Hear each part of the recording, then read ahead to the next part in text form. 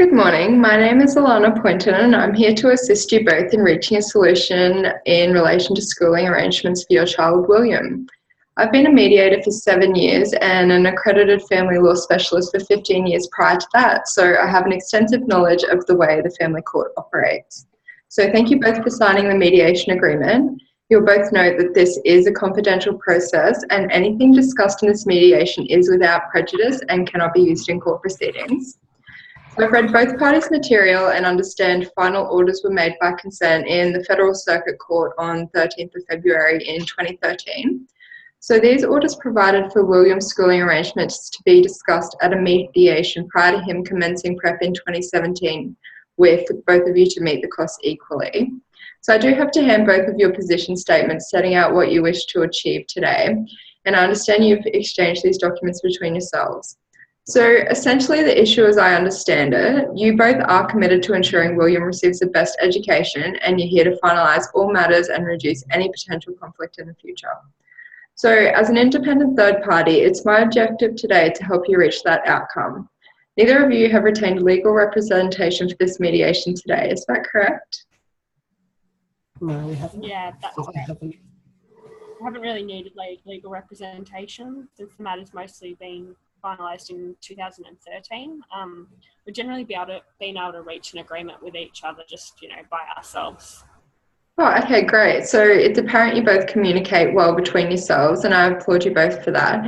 It can be very difficult following separation. It shows that you both have William's best interests at heart. So in respect of establishing each position, I'm going to conduct a shuttle conference today as personally I feel it's best in all mediations, and it does allow each party to express their position free from emotion or influence.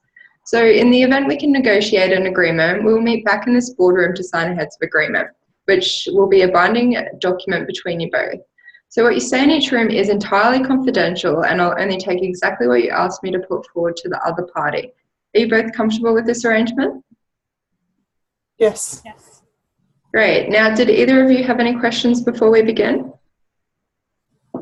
No. Okay, great. Well, that's easy. We'll now go into separate rooms and begin the mediation. So I'll start with you, Alicia, as you were the applicant in the original proceeding. So there is no benefit in speaking first, and I will begin by having a brief discussion with each of you with regard to respective goals as set out in your position statements. Thereafter, we will conduct our negotiations. So Jane, my assistant, will take you down to our third room. Please help yourself to the hall on the right. Okay, thank you.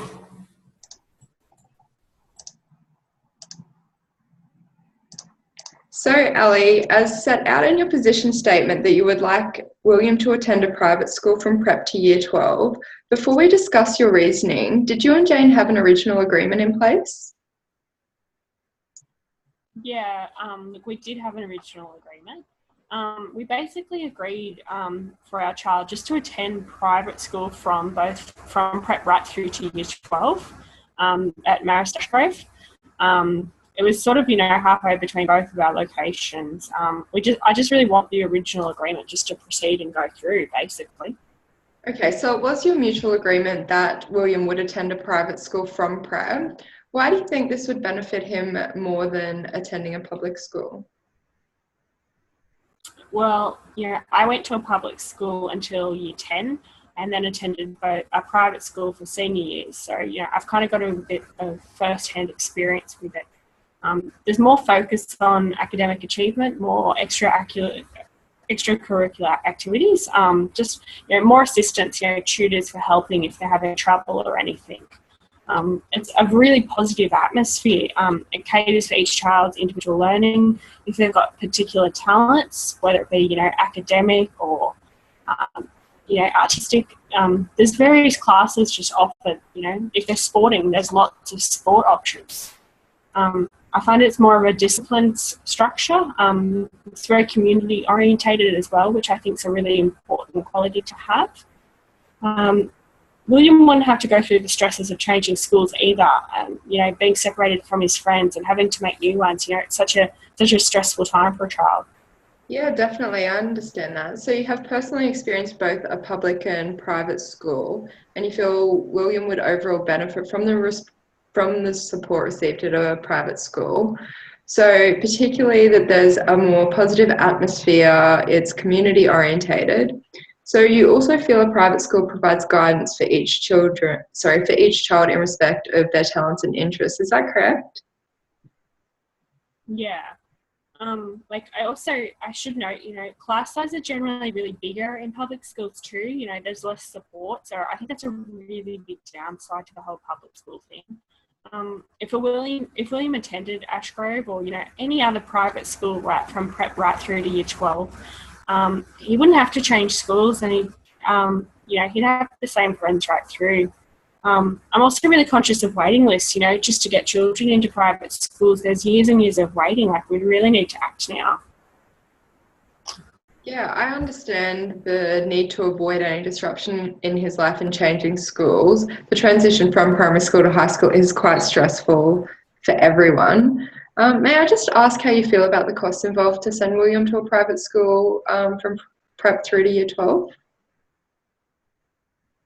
Look, it's not really a concern for me. I'm a physio as my job. I've got a sufficient income to meet half of the expenses.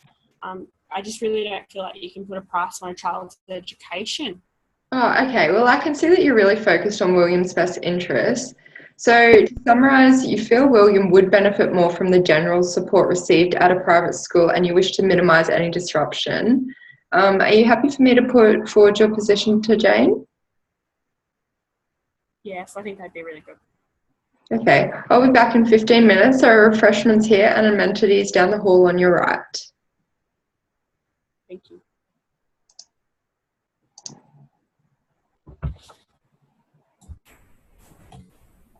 Hi, Jane. Are you ready to begin? Hi, yes, I am. Okay, great. So from your position statement, I understand you wish William to attend a public school. Is that correct? Yes, it is. We are unable to agree on this point at the moment.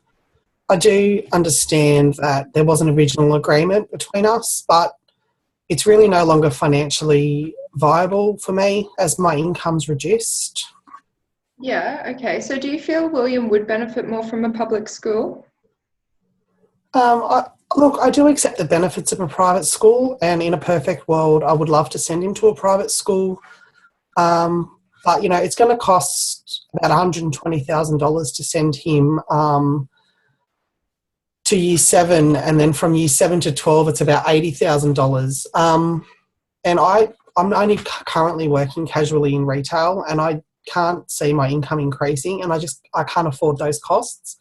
That's more than what I earn. It's actually impossible for me to be able to cover those costs.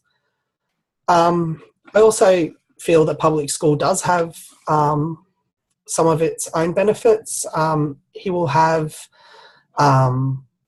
access to a much wider part of society, and there's lots of things that shape a child and their future. School is one of them, but there's lots of other things that are to be taken into consideration as well. Okay, so as I understand it, you're largely concerned with the costs associated with sending William to a private school, but you feel he won't be overall disadvantaged by attending a public school. Is that correct? Definitely, that's correct. I don't feel it will disadvantage him at all. Okay, so Alicia has put forward her views on the benefits in William attending a private school from prep to year 12, as she has experienced both.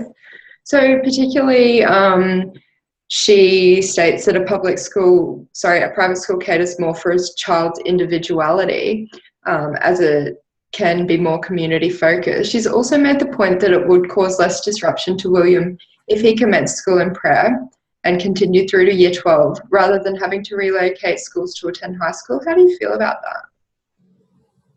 Look, I do accept those benefits of a private school, but again, for me, it's just not financially viable. It's not just the school it's not just the tuition that's going to cost money. There's going to be uniforms, which are very expensive. Private schools tend to have a lot more external excursions and tours and extracurricular activities that cost money.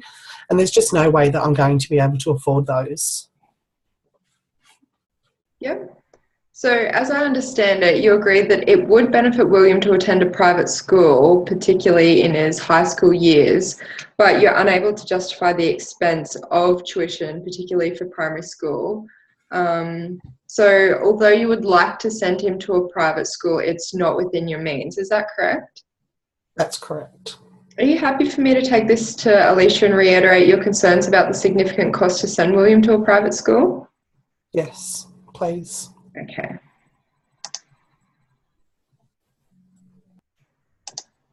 Hi, Alicia. So I've just had a chance to discuss Jane's reasoning behind her position statement.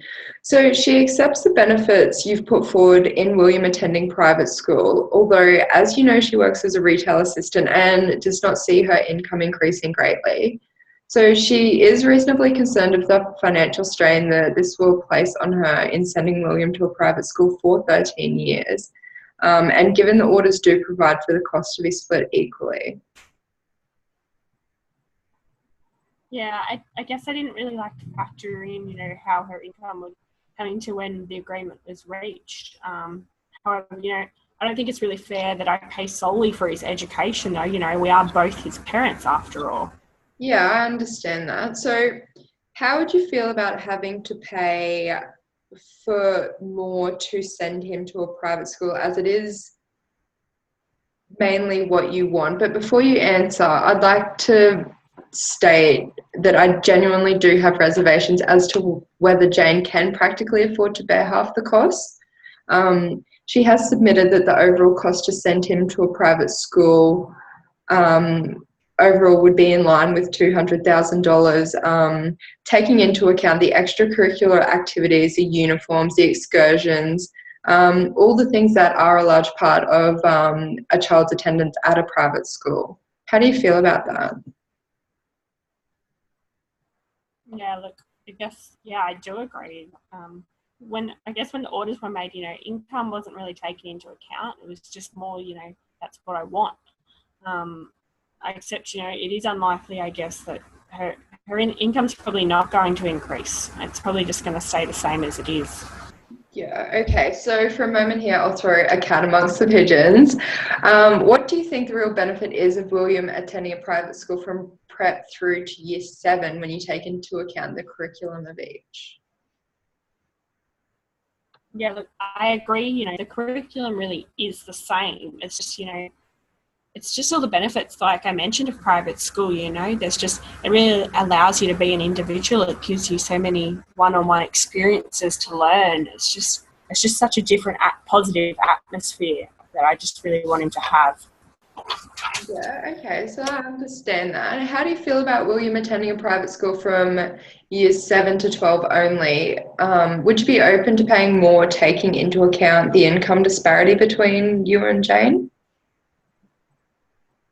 Yeah, look, like if that's all Jane can afford, you know, the benefit obtained from attending private school in high school is greater, I think, anyway. You know, they're learning so much more. Perhaps, you know, perhaps I could pay, you know, for 75% of, you know, his schooling and uniforms. That's something like I'm open to. But, you know, I would probably want extracurricular activities and excursions, you know, maybe 50-50 each. I think that might be a fair option. Yeah, I think that's very reasonable compromise. Are you happy for me to put this forward to Jane, that you would be willing to send William to a private school from years 7 to 12 and you'll pay 75% of his tuition and uniforms, and ask that Jane meets any extracurricular activities and excursions equally? Yeah, I think that would be good, thank you. Okay, great. Hi Jane, so Alicia has asked I put forward a proposal. She agrees that William overall would gain more benefit from attending a private school for his high school years, and that the curriculum for primary school will be similar in a public or private school. So she accepts the financial burden this would place on you. And she suggested that you agree to send William to a private school for years 7 to 12. She's willing to pay 75% of the total tuition, fees and uniforms, but asks that you contribute 50% toward any agreed extracurricular activities and excursions during this period. How do you feel? I think it's a very fair proposal. I suppose I just worry that 50% could add up to a lot. But I think because I know how much the 25% will be, that I'll be able to manage that. And I think that's very generous. And I will definitely, yes, that's great. Okay, great. We have an agreement. So is it okay if I ask both of you to come back into the boardroom together to execute the heads of agreement? Sure.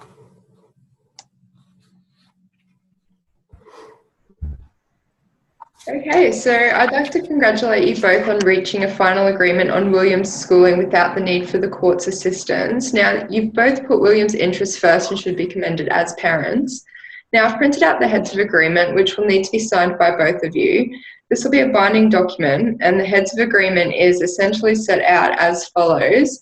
So William will attend a public primary school at a location equidistant of the parties' respective locations. And both of you will meet that cost equally.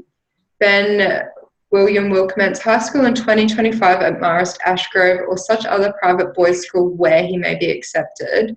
And the applicant mother is to pay 75% of all private school tuition fees and uniform, with agreed extracurricular activities and excursions to be shared equally between you both.